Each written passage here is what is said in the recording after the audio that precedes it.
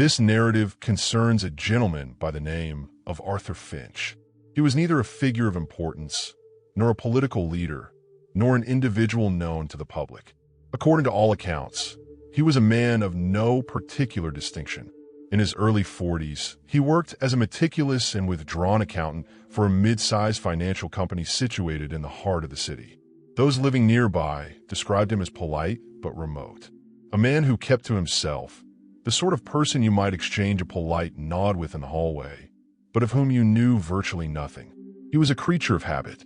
He left for work at the exact same hour every morning and returned at the exact same hour every evening. His life moved to a steady, predictable rhythm. But Arthur had a secret weapon against the quiet solitude of his existence.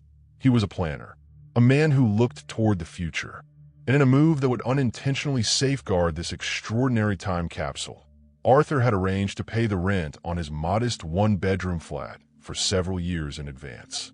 It was a substantial sum of money, but it gave him a feeling of stability. He had secured his little corner of the world.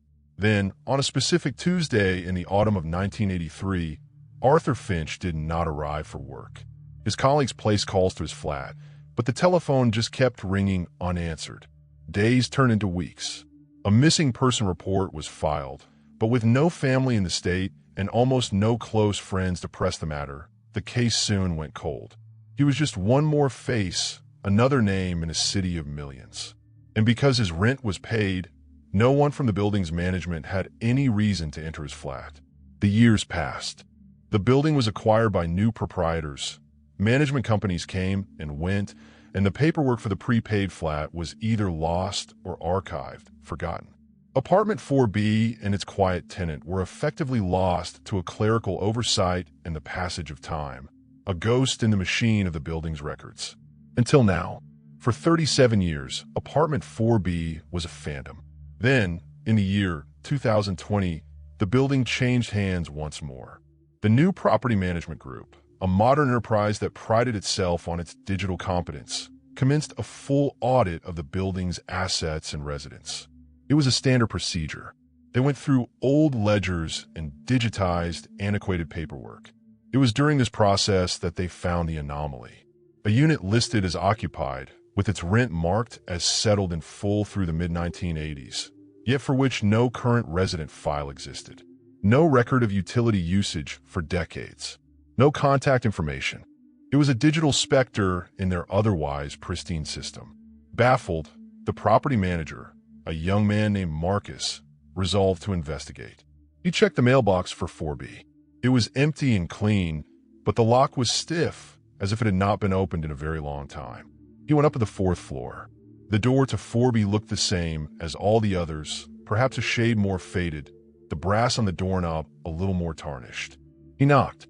The sound echoed in the quiet hall, sharp and unanswered. He knocked again, harder this time. Silence was his only reply. Following protocol, he posted a 24-hour notice of entry on the door. When he returned the following day to find the notice still there, untouched, he knew he had to go in. With the building's master key in hand, he approached the lock. The key slid in, but refused to turn. It was completely seized. A locksmith had to be called, a man who grumbled about the age of the lock. With some lubricant and a bit of deft maneuvering, there was a grating, loud click. The sound of tumblers turning for the first time since President Harrison occupied the White House. Marcus pushed the door, and it swung open with a low moan, cracking a seal of dust that had lain undisturbed for a generation. The first thing that struck him was the air.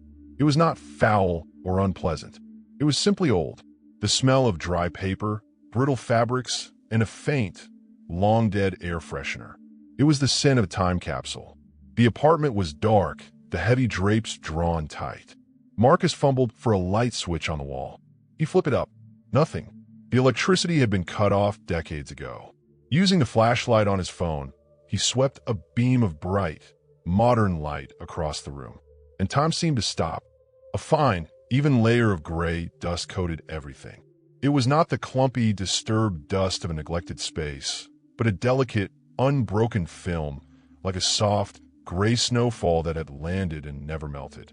It blanketed a floral-patterned sofa, a wooden coffee table, and a boxy television set inside a particle board entertainment center. The dust had softened all the edges and muted all the colors, turning the entire scene into a monochromatic photograph of a forgotten moment. On the coffee table, a television guide lay open to the second week of October, 1983. Beside it sat a mug with a dark brown stain at the bottom, the ghost of a last cup of coffee. A copy of the Urban Ledger was neatly folded, its headline, now faint under the dust, announcing events long since consigned to history books. This was not a scene of chaos. It was the opposite. It was a scene of eerie, deliberate order. The magazines on a side table were in a neat stack, perfectly aligned.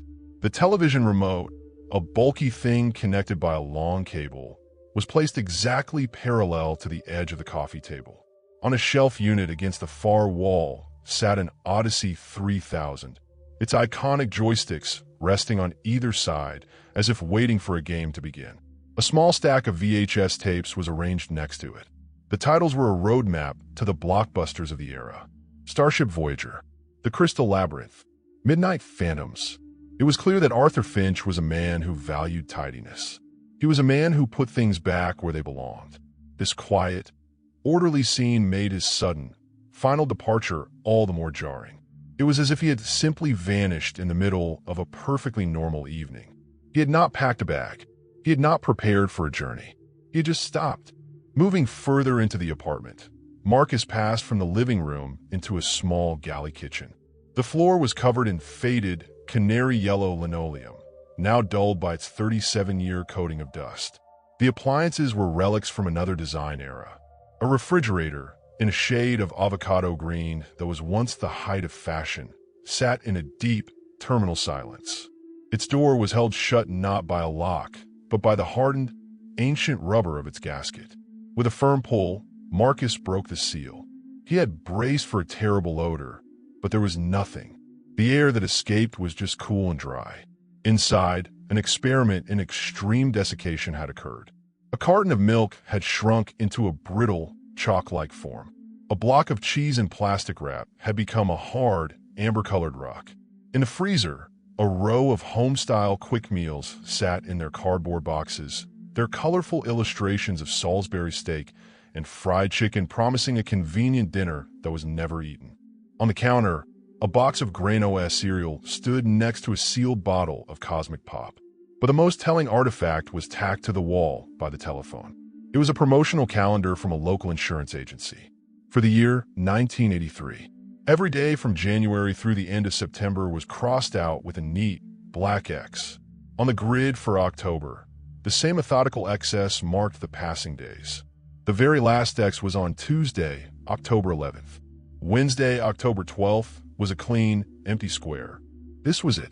This was the day time stopped in apartment 4B. A door off the short hallway led to the bedroom. If the living room was the public face of Arthur Finch, this was his inner sanctum. And here, the sense of order verged on the unnerving. The bed, covered with a simple brown bedspread, was made with military precision. The corners were perfectly tucked, the single pillow fluffed and centered. Not a wrinkle was visible, save for the soft settling of the dust. It looked as if he had woken up, gone through his morning routine, and made the room ready for his return that evening. Inside the closet, his life was arranged with the same exactitude. A row of suits, mostly in conservative shades of gray and blue, hung with perfect spacing between them. His shirts were organized by color, a gradient from white to pale blue. On a shelf above, a collection of sweaters was folded into perfect, identical squares. On the floor, a line of shoes, all freshly polished, stood at attention.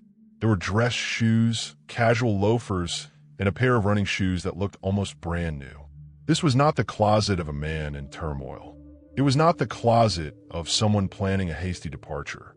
It was the closet of a man who believed in structure, in routine, in the predictable rhythm of his own life. But it was the small, simple items on the nightstand that truly gave Marcus pause. Next to a bulky digital alarm clock, its display dark and blank, was a paperback book placed face down as if the reader had just set it aside. The page was held open by the book's own weight, a silent bookmark. And next to the book, sitting neatly side by side, were two things: Arthur Finch's wallet and his keys. Marcus, using a pen from his own pocket to avoid touching anything, gently nudged the wallet open.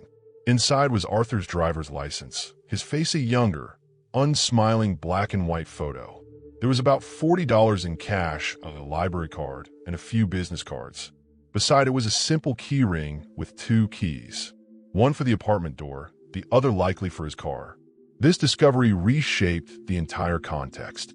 The story that had been forming in Marcus's mind of a man who decided to leave and start a new life suddenly fell apart. You might leave a coffee mug, you might leave a television on, but you do not walk out the front door to begin a new existence while leaving behind your wallet and keys. He had not simply left the building. The evidence suggested he had not even made it to the door. He had been erased from existence somewhere between making his bed and gathering the very items he would need to face the day. The weight of that discovery, the wallet and the keys, hung in the dusty air. It was the pivot point for the whole story. A man preparing to leave takes those things. They're the basic tools for interacting with the world outside one's home. To find them left on a nightstand is to find a story that has been violently cut short, the second half of the sentence never spoken. It suggests a departure that was not just unplanned, but immediate and involuntary. He was there one moment and gone the next. Marcus continued his solemn tour, moving to the last closed door, which opened into the bathroom. Here, the sense of a morning ritual interrupted was even stronger. The room was small, with dated blue and white tile. On the edge of the sink, a toothbrush stood in a ceramic holder, its bristles dry but with a faint, chalky remnant of toothpaste. Next to it, a can of Arrow Shave shaving cream and a safety razor sat on a small, rust-colored stain on the porcelain, the ghost of a water ring that had evaporated 37 years ago. He opened the mirrored medicine cabinet. The click of the magnetic catch was loud in the quiet. Inside was a pharmacy of 1983 brands. A bottle of Dragon Fist aftershave, a stick of Rapid Glide deodorant, a bottle of aspirin. Everything was neatly arranged, nothing out of place. It was another piece of the puzzle that didn't fit. If something had happened to Arthur in the apartment, you would expect signs of a struggle, of chaos. A knocked-over lamp, a disheveled room. But there was nothing. The scene was perfectly, terrifyingly normal. It was the pristine condition of the apartment that was so deeply strange. Returning to the living room, Marcus's I was now drawn to the details that might say more about the man himself, not just his habits. Who was Arthur Finch when he was not being a meticulous accountant? A small bookshelf next to the dead television offered some clues. The collection was eclectic. There were several classic science fiction novels by authors like Isaac Vance and Robert Shaw. Next to them were dense history books on ancient Rome and the American Civil War. And then, a row of paperback thrillers, spy novels by Victor Thorne and Daniel Pierce. It was the library of a curious mind, one that enjoyed escaping into worlds of logic, history, and intrigue. Tucked at the end of the shelf was a record player. It was a simple turntable, its plastic dust cover so layered with grime it was almost opaque. Marcus lifted the cover, revealing a record already on the platter. It was a classical album, Bach's Brandenburg Concertos. It seemed to fit the profile of the quiet, orderly accountant. But as he looked through the small collection of vinyl in a crate on the floor, another side of Arthur emerged.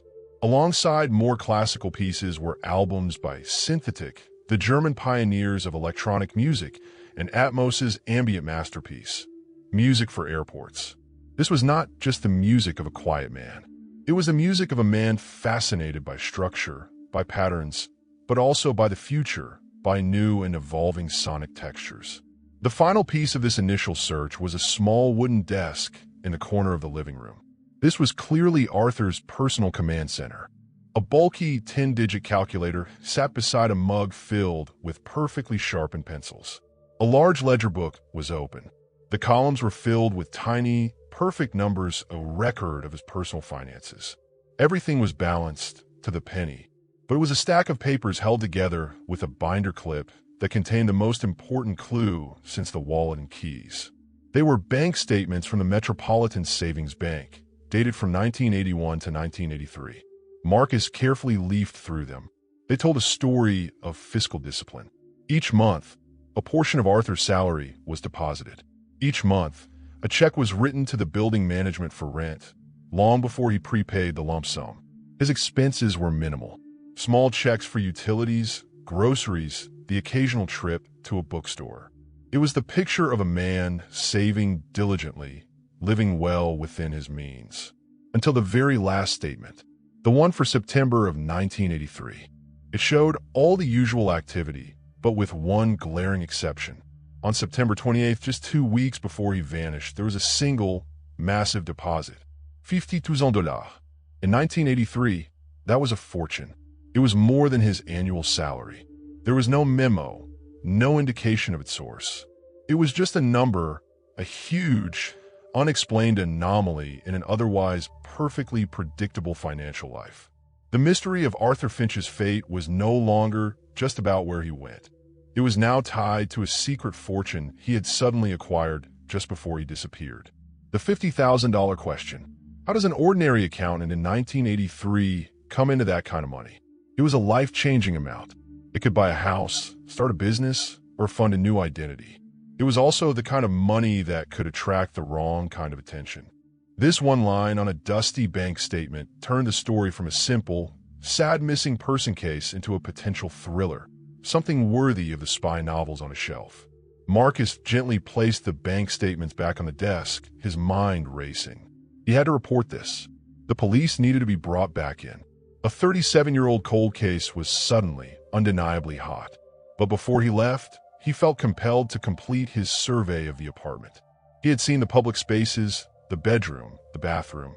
He had seen Arthur's finances and his taste in music and literature. But was there anything more personal? Anything that pointed to family, to friends, to a life connected to other human beings?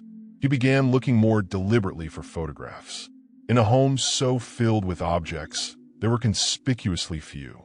There were no smiling family portraits on the walls, no snapshots tucked into frames. It was as if Arthur were a man without a past, or one who chose not to display it. Finally, in the bottom drawer of the desk, beneath a stack of old tax returns, he found a small, plain cardboard box. He lifted the lid. Inside was not a collection of keepsakes, but a small, curated archive. There were only 3 photographs. The first was an old black and white picture of a man and woman, presumably his parents, standing stiffly in front of a small, modest house. They were not smiling. The second was a high school yearbook photo of a young Arthur, his features still forming, his expression serious even then. And the third was different. It was a faded color photograph, a candid shot. Arthur was in it, but he was younger, maybe in his late 20s. He was sitting at a picnic table, and he was laughing. It was a genuine, unguarded laugh, a kind of expression completely absent from his other photos. Next to him, a young woman with long, dark hair was smiling at him, her hand resting lightly on his arm. On the back of the photo, one word was written in neat, cursive script, Eleanor. Next to the photos was a small bundle of letters, tied with a simple piece of string. They were from Eleanor. Marcus didn't read them all, feeling it was too great a violation, but he glanced at the dates. They were from the early 1970s, a full decade before his disappearance. The salutations were warm, affectionate. They spoke of shared jokes, movies they had seen, plans for the future. And then, in the very last letter of the bunch, the tone changed. It was more formal, more distant. It spoke of different paths, of difficult choices. It was a goodbye letter. This little box offered the only window into a deeper emotional life. A life that once held love and laughter, and later, profound loss. It painted a picture of a man who, after a great heartbreak, might have retreated into a world he could control. A world of order, of books, of quiet routines. A world where emotions could be neatly filed away, just like his bank statements. His meticulousness was not just a personality trait.